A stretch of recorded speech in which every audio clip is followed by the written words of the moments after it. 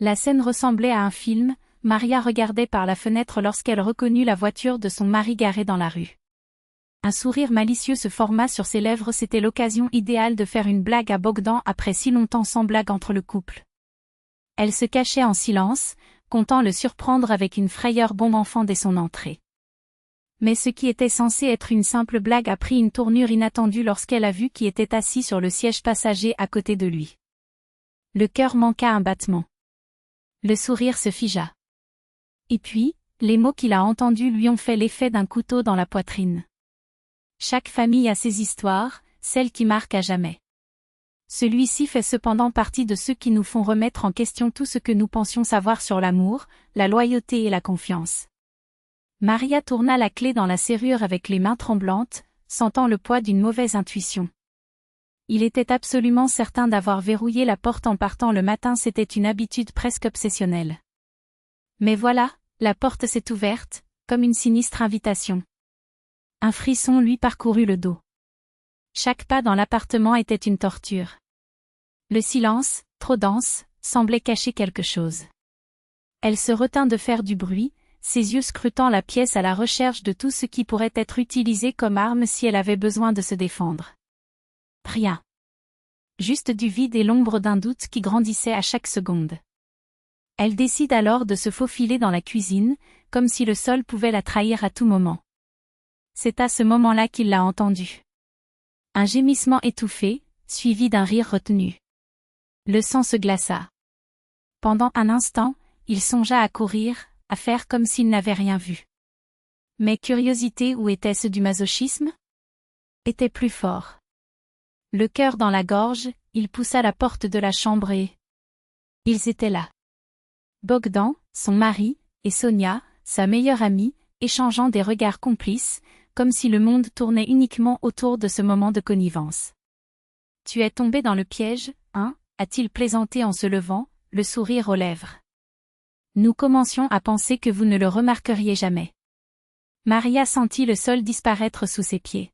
« Qu'est-ce qui se passe ici » explosa-t-il, sa voix tremblante de colère et de soulagement à la fois. « Je pensais que c'était des voleurs. J'ai failli avoir des ennuis. » Sonia, ajustant sa robe courte avec une grâce calculée, s'avança. « Ah, Maria. Tu as oublié, dit-il, comme si c'était évident. Aujourd'hui, c'est notre anniversaire. 15 ans de cette stupide bagarre au lycée qui nous a fait devenir amis. » Maria fouilla désespérément sa mémoire. Aucune date ne correspond. Aucun signal. Jusqu'à ce que Sonia s'approche, baissant la voix comme pour partager un secret. « Ou as-tu vraiment oublié ?» S'en est suivi une fête surprise, des coupes de champagne, un dîner soigneusement préparé, un gâteau joliment décoré. Même un cadeau, une bouteille de parfum français, intacte dans son sac depuis des mois, maintenant enveloppée d'un nœud doré pour Sonia. Je ne me souvenais pas de la date exacte, mentit Maria en souriant pour ne pas gâcher le moment, tandis qu'à l'intérieur elle se demandait comment elle avait laissé passer ça. La nuit s'est passée avec des rires et des toasts, Bogdan louant l'organisation de Sonia et Maria faisant semblant de ne pas remarquer à quel point les deux se comprenaient d'un simple regard. Mais quelque chose dans l'air restait, étrange. Comme si cette célébration n'était qu'une façade pour quelque chose de bien plus grand. En lui disant au revoir, Sonia a agité la main avec dédain. « Arrête ça, Maria. Tu ferais la même chose pour moi. » Et puis, presque par hasard, en fait, sans Bogdan, rien de tout cela ne serait arrivé. C'est lui qui a insisté pour aider. Maria regarda son mari, qui lui rendit un signe discret, comme pour lui dire « de rien ». Mais elle n'a pas oublié. Il n'oublia pas le ton de leur voix. Il n'oublia pas comment Sonia l'appelait « mon amour » dans un moment de distraction. Plus important encore, il n'a pas oublié le sentiment que quelque chose n'allait pas. Très faux. Et quand, presque un mois plus tard, il aperçut la voiture de Bogdan garée au loin, il comprit qu'il était temps. Ni pour plaisanter, ni pour surprendre. C'était le moment de vérité. Elle s'est approchée furtivement, connaissant bien l'habitude de son mari de laisser le véhicule déverrouillé. Il se glissa sur la banquette arrière, se blottit derrière le dossier et se couvrit d'une couverture qu'il trouva jetée par terre. « J'ai attendu. » 5 minutes. 10, jusqu'à ce que la porte s'ouvre. Bogdan entra, distrait, parlant au téléphone de son travail, comme d'habitude. Maria retint son souffle, prête à sursauter et à lui faire peur dès qu'il raccrocherait.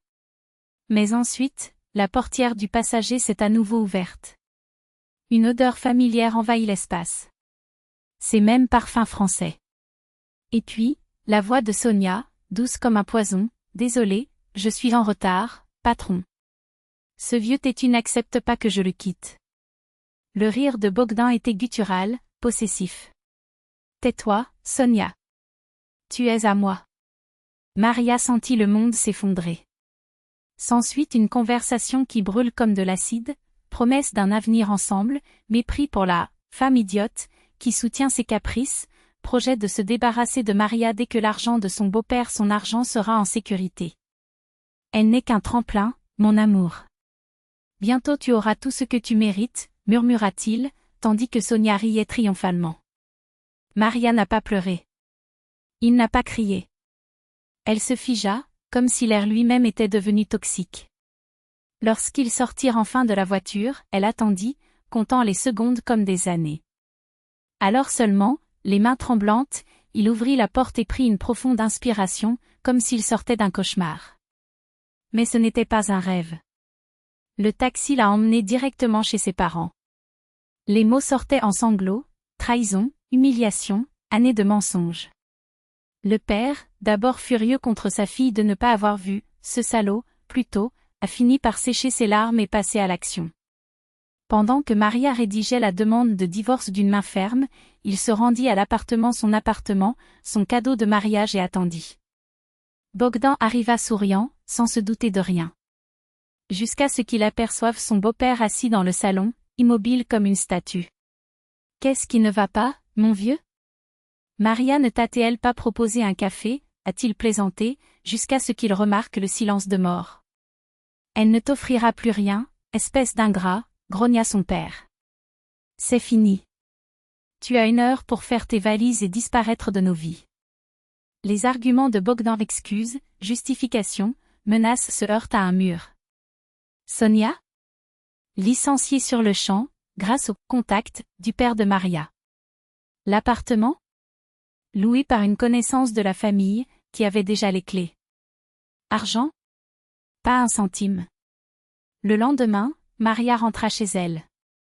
Pas vers cette maison, mais vers un nouveau départ. Et cette fois, il n'y avait pas de place pour la trahison, ou pour une seconde chance.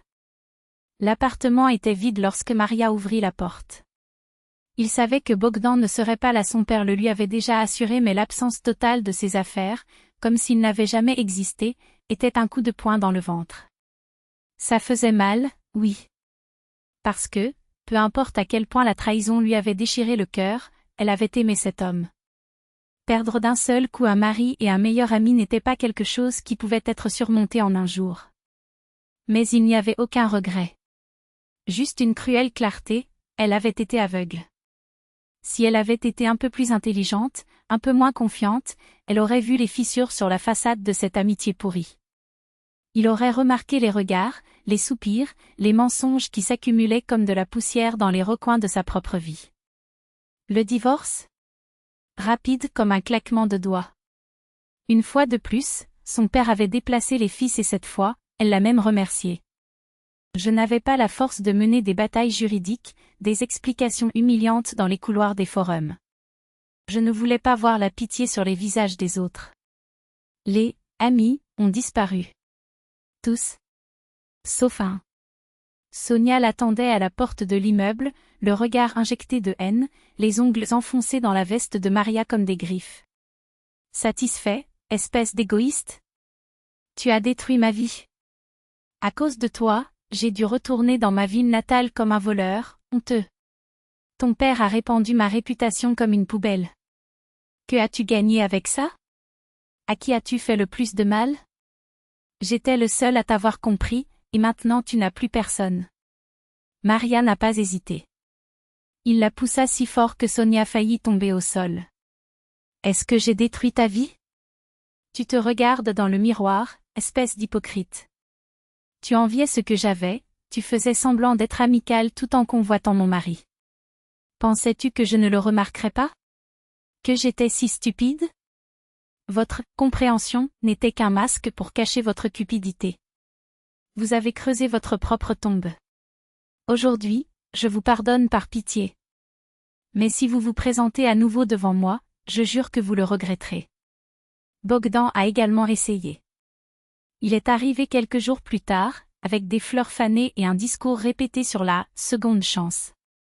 Il se tenait devant la porte, suppliant, tandis que Maria, de l'autre côté, écoutait chaque mot avec un sourire amer.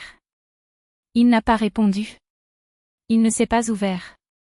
Elle a juste attendu qu'il soit fatigué, lui a tourné le dos et est retournée à la table dressée où l'attendait un dîner chaud, un film qu'elle aimait et la compagnie d'un collègue, qui, étonnamment, était devenu quelque chose de plus. Le passé est resté dehors. Où il appartenait. Et Marie? Elle est partie. Parce que certaines portes ne se ferment que pour que d'autres bien meilleures puissent s'ouvrir.